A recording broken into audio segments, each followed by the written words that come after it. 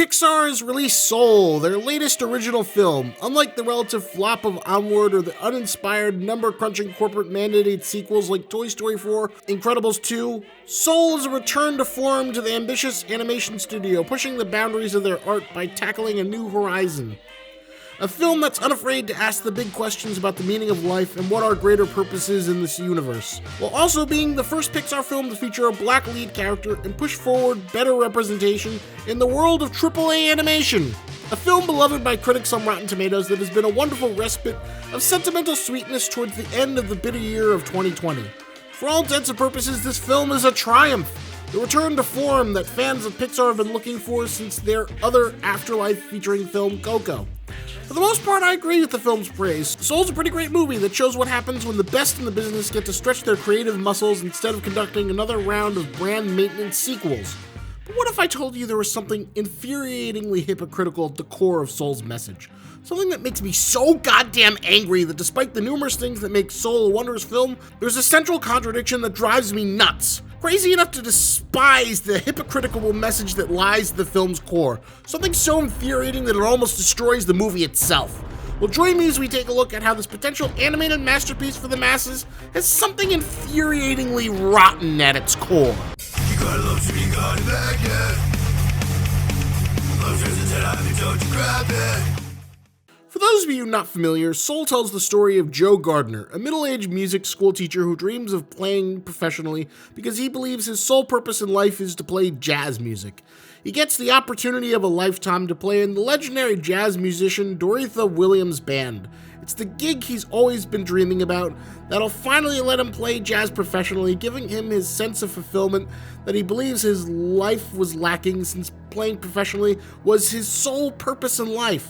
But after being focused so much on getting his dream gig, he falls into an uncovered manhole and dies, where he goes up into the non-denominational secular afterlife where all souls make their way onto the escalator of infinity to the great beyond. What lies in the great beyond is never disclosed, but it's vague enough not to offend any different religious people who might go to see Disney Pixar movies. Joe is now in the soul realm and tries to conspire a way to make it back to Earth before his opportunity to perform with Dorothea is gone forever. He unites with a soul that has not made their way back to Earth yet, Soul 22, as they conspire together to find a way to bring Joe back into his body. So that's the basic setup. Spoilers from here on out, so let's be honest, you'll see this stuff coming from a mile away anyway. So as Joe fights to get back into his body, he ultimately comes to the greater realization that the meaning of his life isn't to play music professionally, but rather to experience all the little things, moments, and experiences that make life great and worth living. In fact, his obsession with music has led him on a path that has been largely wasteful, given the fact that in his Hall of Memories, he reflects on all the time he wasted being alone because he was so obsessed with pursuing his one passion, and after fulfilling it, it still doesn't give him the sense of satisfaction that he thought it would. Not a bad lesson by any means, but there's one problem with that. It's who's telling it to you. I'd rather hear from anyone else except from the people at Pixar. Let's face it, Pixar is the top tier of the animation world. If you ever want to work in animation in any capacity, Pixar is the place you dream about. It is the Harvard of animation, the literal Hogwarts of the corporate animation world.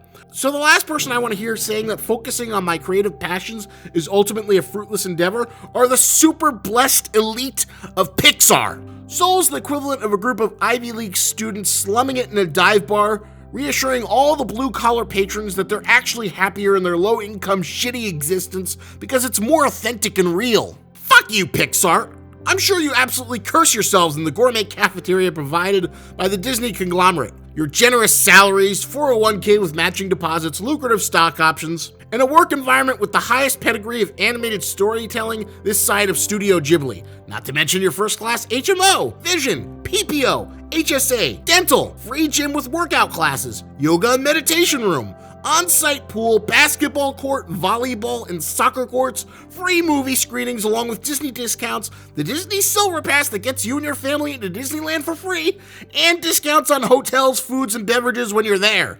Let's not forget about the vacation time or PTO. All of these things must be so dreadful if you are one of the few who gets the privilege of being allowed into the hallowed halls of Pixar.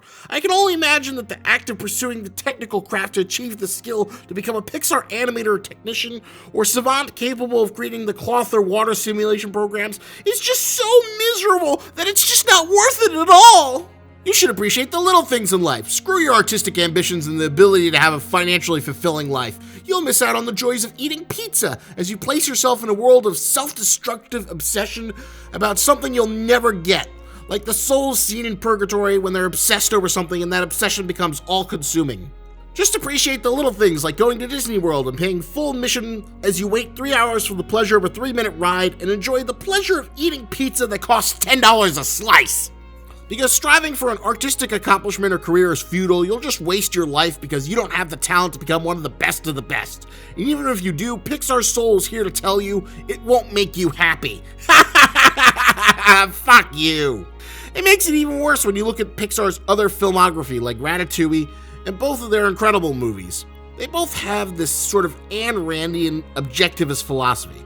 Don't believe me? Well, they say it pretty much during the famous critic monologue at the end of Ratatouille. Not everyone can become a great artist, but a great artist can come from anywhere. And both Incredibles movies are about how the common man keeps the truly special supers down, subjugating them with our petty laws, not allowing the truly exceptional to rise above the petty wheat and chaff and enjoy the destinies they deserve. Both films feature non-powered villains looking to take down the supers because... And when everyone's super,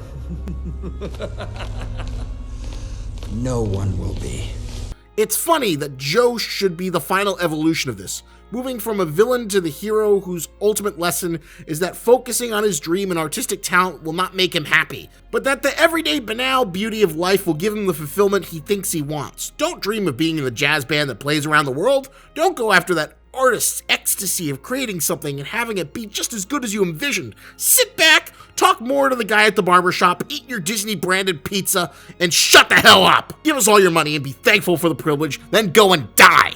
Now, I'll be honest, not every Pixar movie is Atlas Shrugged for babies. Those are mostly the films of Brad Bird and his Pixar canon, and Soul is still a very good movie, but I think a fundamental fact of life is that despite the fact that we all like to think that we're the Harry Potters and the stories of our lives, we aren't. At best, we're the Neville Longbottoms or the Cho Changs, supporting characters in other bigger people's stories and lives. Mere ants compared to the titans like Elon Musk or Jeff Bezos, whose decisions move mountains. But I think a part of getting older is learning to come to terms with your own mediocrity. Eating the perpetual humble sandwiches served out by social media in terms of which peer is doing better than you, whether it's some celebrity or close friend who's working the dream job you wish you had. Accepting that is a part of growing up and a part of life itself. We grew up looking up to characters like Luke Skywalker or Harry Potter, thinking that their adventures will somehow characterize the sagas of our lives. But we don't get to beat Voldemort or overthrow the Empire. The best we can do is find happiness and enjoyment in our own little pursuits with the people we meet and choose to bring into our lives. Soul is a good movie. It will probably rank highly in the Pixar's illustrious canon. But at the end of the day, I still don't want someone from Harvard working at a prestigious job in tech, finance, or film to come tell me that somehow I'm happier, scrapping away in my miserable 30 to 40K existence, scrounging up what few dollars I can manage to save away to go on a Disney cruise.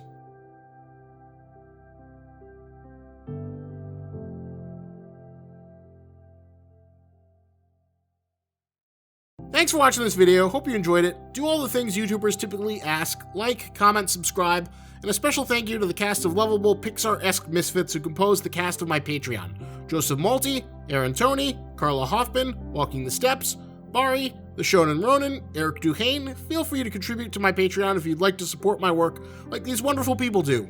And get ready, cause spring is coming and bringing along with it a new season of My Hero Academia. And you know what that means? A special tradition on this channel. A monumentous month of content to celebrate the international king of the shonen world. Yep, it's My Hero Month, so look forward to a string of videos taking a look at the world of My Hero Academia. Get your hero texts ready, do some intensive quirk training, and get ready for another deep dive into the superhuman world of My Hero. So look forward to it, and remember, lobsters and tennis, but don't you grab it.